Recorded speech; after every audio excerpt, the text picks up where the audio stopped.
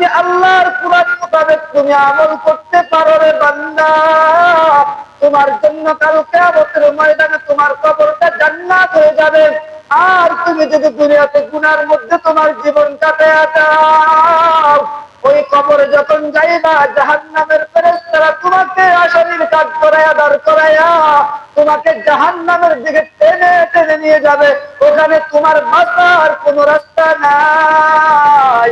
তুমি যে বলবা আল্লাহ আমাকে আরেকবার সুযোগ দেন, আমি আরেকবার দুনিয়াতে যেতে চাই, আরেকবার যদি দুনিয়াতে যাইতে পারি গো আল্লাহ, আপনার এমন কোন ইবাদত নাই আমি যেটা করব না। এমন একটা সেজদা দিব, এক সেজদায় আমার হায়াত শেষ করে দিব। কিন্তু আল্লাহ বলবে রে না বান্দা, তোমাকে একবার সুযোগ দেওয়া হয়েছে, দ্বিতীয়বার সুযোগ দেওয়ার কোনো প্রশ্নই আসে না। সুতরাং দুনিয়াতে যাওয়ার পর তুমি আমি রব্বুল আলামিনের ইবাদত করো নাই। ও জাহান্নামের ফেরেশতারা, এই গুনাহগারকে টেনে টেনে জাহান্নামে নিয়ে যাও। আর বান্দা যতই চিৎকার করবে তখন কাজে আসবে না। এই জন্য যদি কিছুই করতে হয়, ওই কবরের জন্য যদি তোমাকে কিছু করতে হয়, এই দুনিয়ায় থেকে করা দরকার।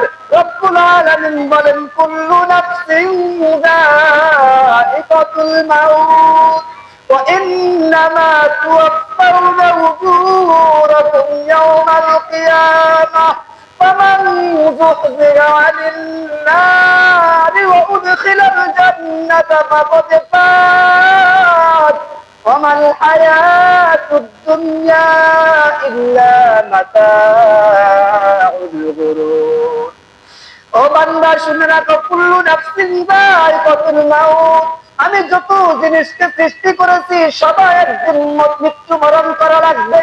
এবং কিয়ামতের ময়দানে মরণের পরে ওয়া ইন্নামা তুওয়াফাউনা উজুরাকুম ইয়াওমাল কিয়ামাহ, কিয়ামতের দিন বান্দার আমলনামা পরিপূর্ণ করে দেওয়া হবে। বান্দার আমলনামা ওই দিন পরিপূর্ণ করে দেওয়া হবে। ওয়া ইন্নামা তুওয়াফাউনা উজুরাকুম ইয়াওমাল কিয়ামাহ ফামান যুহজিরা আনিন নার ওয়া উদখিলাল জান্নাতা ফাকাদ ফাজ।